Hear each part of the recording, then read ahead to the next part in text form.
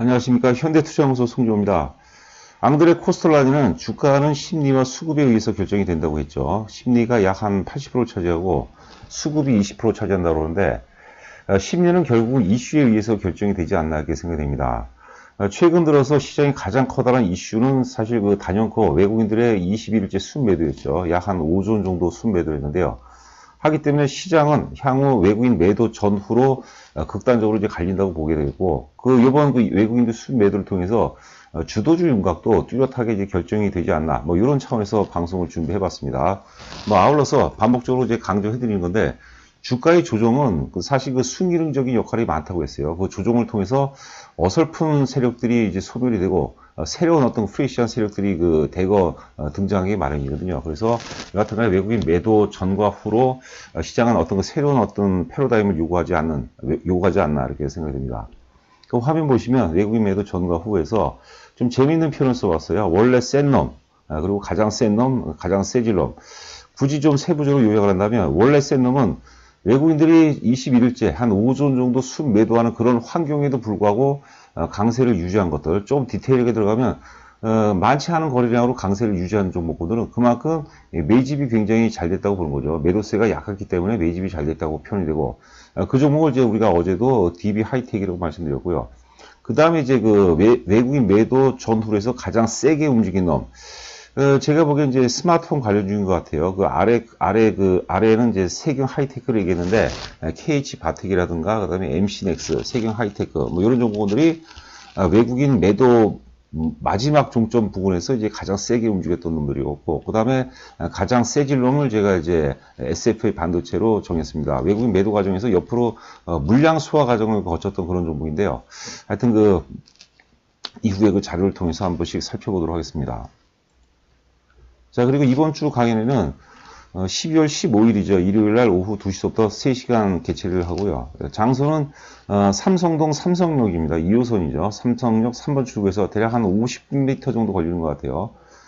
주 강연의 내용은 2020년 최고의 포트폴리오, 내년 장세를 겨냥해서 최고의 종목군들을 공개하고 아울러서 이제 테마별 혹은 섹터별로 분석을 해드립니다. 많은 참석 부탁드리고요. 강의를 한번 들어보시면 안 들은 것보다 훨씬 낫다고 보겠고요. 강연을 통해서 우리가 100% 이익을 보는 건 아니죠. 여하튼 간에 논리, 그리고 어떤 시세를 꿰뚫을 수 있는 그런 해안을 좀 얻어갈 수 있지 않을까 이렇게 생각이 됩니다. 자, 본격적으로 출발해보죠. 외국인 21일 순매도 이후 주도주 변화. 그 다음 얘기가 이제 악재도 불구하고 빠지지 않거나 주가가 오르면 크게 오른다. 이게 이제 또 조셉 그레인빌 이론의 핵심이기도 합니다. 주가가 악재에도 불구하고 외국인들이 이렇게 순매도한다는 것은 시장에는 커다란 악재고 데미지가 되겠죠. 그런 환경에도 불구하고 주가가 빠지지 않거나 오히려 올라요. 그러면 시장 환경이 이제 개선이 되면 외국인 매도가 이제 줄어들거나 혹은 순매수로 전환이 되게 되면 크게 오를 가능성이 높다고 보는 거고, 반대인 경우도 있어요. 호주에도 불구하고 주가가 오르지 못하거나 오히려 빠진다. 그러면 크게 빠진다는 게, 그게 또 이제 조셉 그랜빌 이론의 핵심이기도 합니다. 그 세 가지 섹터로 나눴습니다. 앞서 얘기한 대로 외국인 매도와 상관없이 그 상승 추세를 이어갔던 게 원래 센 놈, DB 하이텍입니다. 제가 보기에는 지금 이제 김준기 회장께서 여러분들 아시는 분은 아시겠지만 조금 안 좋은 구설수로 좀 힘든 상황을 경험하고 있는데, 사실 이 동부 하이텍을 살리려고 어마어마한 애를 썼어요. 저도 예전에 사실 그 동부증권에 잠깐 몸을 담았었는데, 여하튼 간에 굉장히 공을 들였어요. 공을 들였는데 드디어 이제 그 4차 산업혁명과 함께 본격적으로 이제 투자 회수 구간에 진입했다고 이제 보는 거죠. 그래서 이런 것들은 지금 상승 추세이기 때문에 어설프게 따라가는 것보다는 눌림목 조정을 기다려야 돼요. 만약에 그 눌림목 조정이 안 온다면 사실 그 매수의 관점에서 조금 부담될 수밖에 없는 거거든요. 그것은 이제 각자 어떤 그 투자 패턴이라든가 성향에 맞게 접근을 해봐야 되겠죠. 그 다음에 이제 외국인 매도에도 불구하고 가장 강렬하게 반응한 종목들. 요게 이제 스마트폰 관련주로 해서 KH바텍은 이제 힌지죠. 이것도 굉장히 재밌습니다. KH바텍은 힌지인데 원래 힌지가 사양이었거든요. 스마트폰이 이제 출범이 되면서 힌지 수요가 급격히 줄었어요. 그러다 보니까 이제 그 경쟁 기업들이 도산을 하죠. 그러다 보니까 이런 것들이 독점화가 되는 거죠. 이게 사양형 독점이라고 합니다. 사양형 독점. MC넥스가 제가 보기엔 모멘텀으로는 굉장히 강렬한 것 같아요. MC넥스 같은 경우는 이제 카메라 모듈이죠. 카메라 모듈은 어떤 일시적인 부분이 아니라 이런 것들은 이제 장기 어떤 트렌드가 아닌가 생각이 됩니다. 지금 카메라가 2개를 넘어서 3개, 4개, 5개까지도 얘기를 하는 것 같아요. 세경 하이테크, 이건 이제 필름 회사죠. 세경 하이테크는 이제 상장된 지가 좀 얼마 되지가 않기 때문에 이거 조금 이제 상대적으로 까다로운 것 같아요. 여하튼간에 이제 외국인 매도에도 불구하고 가장 강렬하게 반응했던 종목들 이런 것들이 이제 우리가 차기 주도주로서 이제 관심 있게 지켜봐야 되겠고요.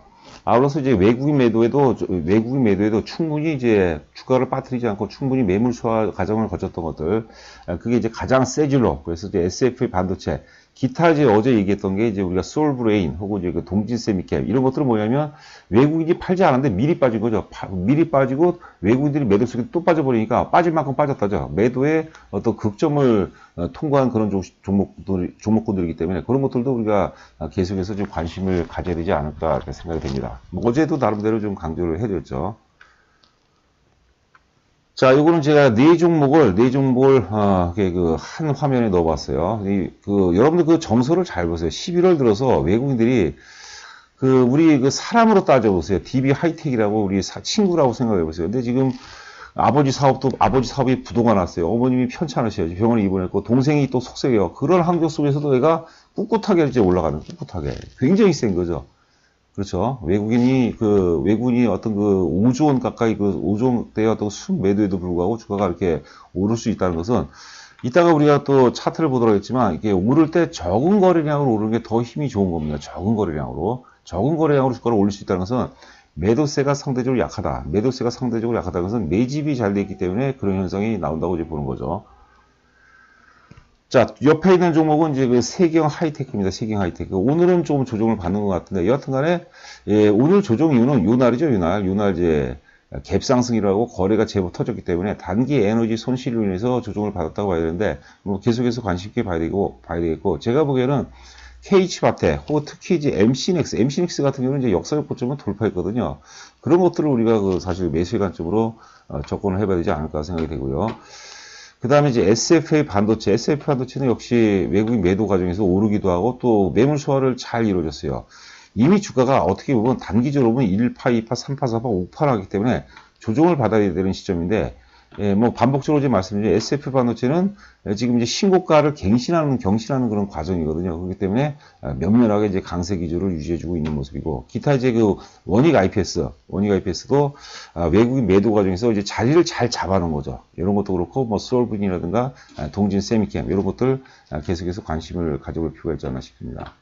자, 어제도 DB 하이텍은 말씀드렸죠. 여하튼 간에, 사실 동부그룹이 반도체 시장에 진입한 게 삼성하고 거의 비슷한 시점이었어요. 그때는 또, 물론 이제 격차가 있었지만, 지금처럼 그게 더 크지는 않았겠죠.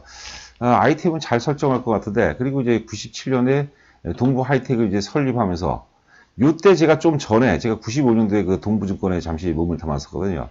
동부전자를 설립하면서, 하여튼 반도체 쪽에, 이게 사실 기간 산업이고 장치 산업이 되니까, 또 동부그룹이 그렇게 자금이 녹록지 않죠. 그래서 하여튼 무지하게 자금을 이제 몰아넣으면서 회사를 계속 살려왔던 거예요. 굉장히 어려운 환경을 잘 견뎌냈죠. 우리 김준규 회장께서 그런 어떤 절정 과정을 좀 지켜보지 못한 게 좀 아쉬운 것 같아요. 죄를 졌으면 벌을 받아야 되겠죠. 자, 하여튼 그런 이제 기업 스토리가 좀 있습니다.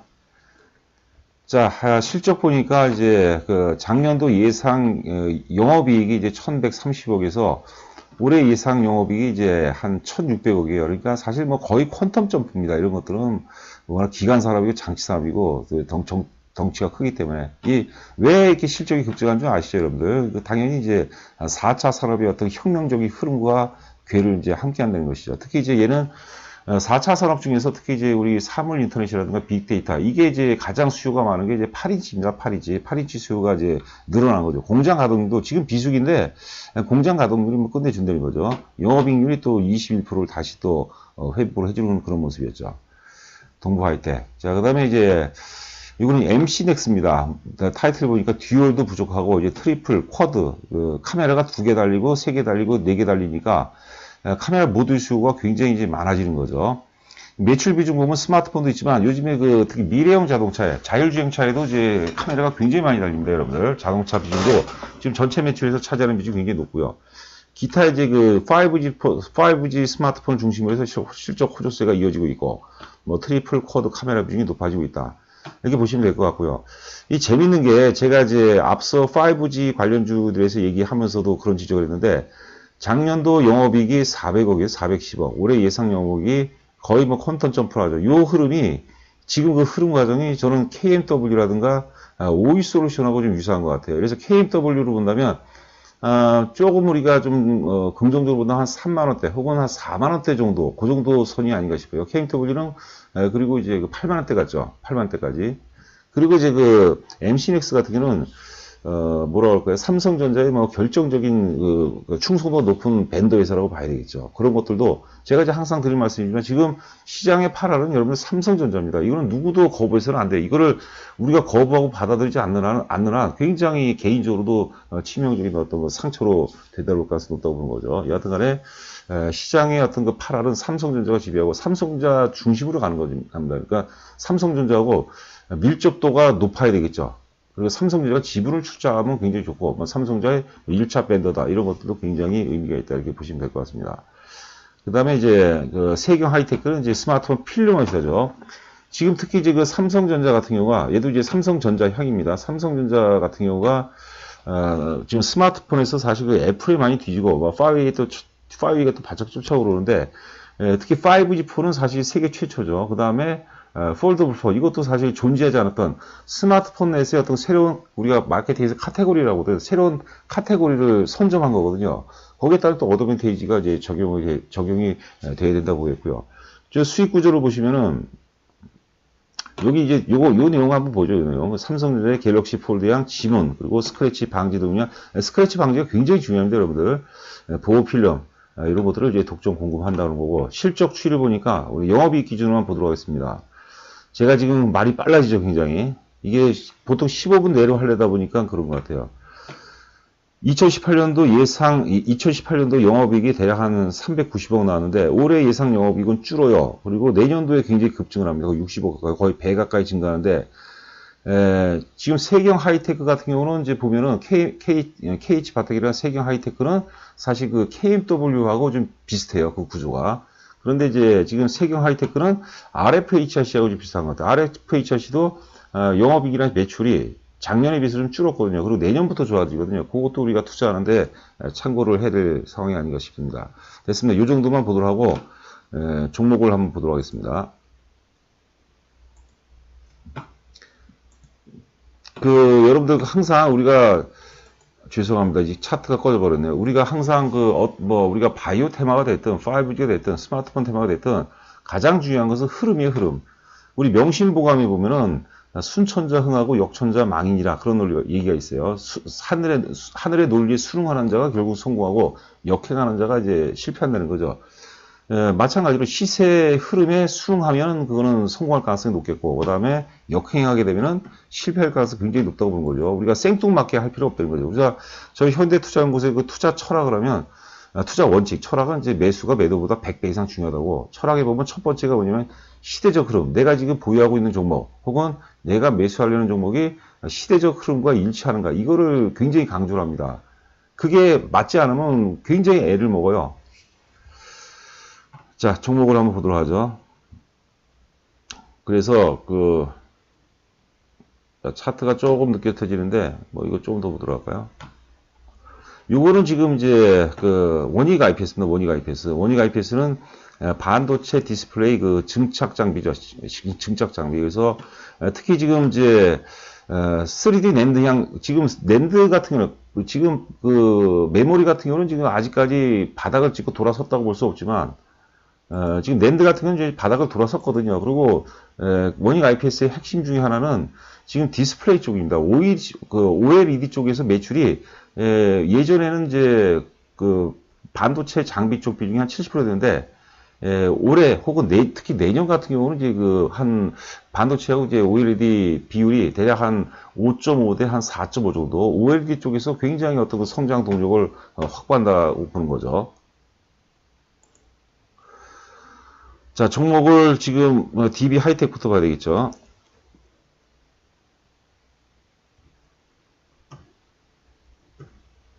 오늘도 굉장히 셉니다. 한 2% 올랐는데 거래량 과열이 아니에요. 그러니까 이런 것들은 우리가 눌림목을 기다려야 되겠고요. 일봉으로 해결이 안 되죠. 일봉은 언제든지 우리가 물릴 수가 있는데 이 보십시오, 여러분들.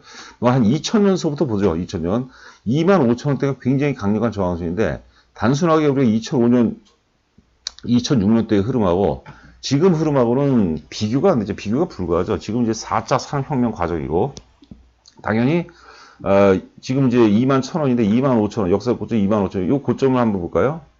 28,000원까지 갔었는데, 이 고점을 돌파할 가능성이 굉장히 높다고 봅니다. 그러니까 이런 것들은 여러분께서 매수 시점을 우리가 잘 잡아야 돼요. 그리고 저점의 길이가 일정하다가, 지금 8월 이후부터 일정하다가 저점의 길이가 체증하기 시작한 거죠.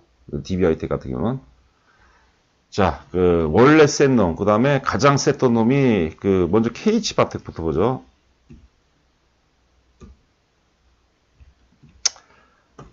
자, KH바텍도 오늘 흐름 굉장히 좋습니다. 그 다음에 이제 MC넥스.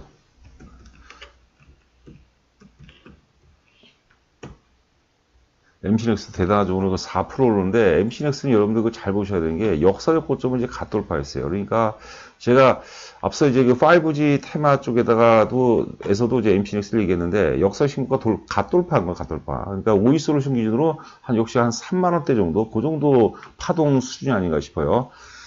조잭 그랜벨이 또 그런 얘기 했습니다. 시장의 시기가 몇 시를 가르치는가. 지금 MC넥스가 몇 번 우선까지 올라왔는가. 거의 뭐 8번 우선 이상이라면 4번 큰일 나겠죠. 제가 보기에는 그런 논리, 특히 이제 5G 장비주들하고 같이 비교를 해본다면, 지금 예를 들어서 이제 오이솔루션 기준으로 했을 때 MC넥스는 대략 한 4분 우선, 5분 우선 정도 미만인 것 같아요. 뭐 그렇게 해서 가시면 우리가 매매하는데, 보유하고 계신 분들은 굉장히 편하게 주식을 좀 보유할 수 있겠고, 신규로 매수하는 분 입장에서는 좀 자신감이 좀 부여될 수 있지 않을까 이렇게 생각됩니다. 이런 종목 여러분들 개인들 못 따라사요. 지금 개인들이 따라서 하는 시점이라면 갈 수가 없는 거죠. 그 다음 세경 하이테크. 오늘 하여튼 제일 중요한 논점은 외국인의 21일 동안에 걸쳐진 5조 원 매도 전과 매도 후, 매도 후로 인해서 사실 주도주가격이 뚜렷해졌다는 거죠. 그게 이제 반복적으로 말씀드리면 DB 하이텍, 그 다음에 KH 바텍, 그 다음에 MC넥스, 세경 하이테크 이런 종목들이고, 자, 그 다음에 이제 원익 IPS. 원익 IPS도 흐름 굉장히 좋습니다. 어제 그제 좀 강렬하게 반응을 했죠. 오늘 눌림목 C파형이라는 얘기를 많이 하는데, 이런 것들도 추가적으로 이제 좋은 흐름이 예상이 되지 않나 싶어요. SF의 반도체 한번 보죠. 그리고 여러분들 구독과 좋아요 꼭 부탁드립니다. 저에게 커다란 힘이 되죠. 제 유튜브 방송을 하는 원천입니다. 사실 구독자가 또 좀 잠잠하고 좀 늘지 않으면은 방송하는 것도 굉장히 힘든 것 같고, 구독자분들이 갑자기 늘고 좋아요도 많으면은 많이 좀 힘이 생기는 것 같아요. 그리고 무엇보다도 여러분들의 소중한 재산을 지키기 위해서 제가 좀 일조를 할 수 있지 않나, 제 방송을 통해서 일조할 수 있지 않겠나 싶고요. 가급적이면 제가 종목 추천보다는 어떤 논리를, 시세 원리를 깨뜨려 볼 수 있는 그런 어떤 해안, 이런 것들을 좀 제시해 드리고자 방송을 또 하는 것이죠. SF 반도체. 그 다음에, 동진 세미키 한번 볼까요? 어제는 제가 솔브레인을 말씀드렸는데요. 동진 세미키 오늘 좀 강렬하게 오른 것 같아요. 얘는 이제 외국인 매도 전에 먼저 빠진 거죠. 먼저 빠졌는데 거기다 또 팔아버리니까 설상가상이죠. 그러니까 아주 조금 과장을 한다면 면도날 같은 바닥을 확인하지 않았나 싶고요. 솔브레인 뭐예요? 솔브레인이 굉장히 좋습니다. 솔브레인은 굉장히 좋은 회사죠. 어제 우리가 강조를 많이 해드렸던 종목이기도 하고, 거래가 조금 많지 않기 때문에 신뢰도는 떨어지고 조금 아쉽긴 한데, 거래가 굉장히 좀 크게 수반이 됐으면 하는데 좀 아쉽네요. 자, 월봉 보시면 굉장히 좋은 흐름입니다. 여러분, 역사 고점 돌파하고 첫 번째 눌림목 구간이기 때문에 우리가 관심 있게 봐야 되겠고, 이 거래량이 또 이게 심상치 않은 거래량이요. 일본의 경제 보복 국산화 관련해서 우리가 일희일비할 필요 없는 것 같아요. 결국은 이제 우리가 국산화 쪽으로 이제 간다고 봐야 되겠죠. 그런 흐름입니다, 지금. 자, 구독과 좋아요 부탁드리고 방송 마치도록 하겠습니다. 감사합니다.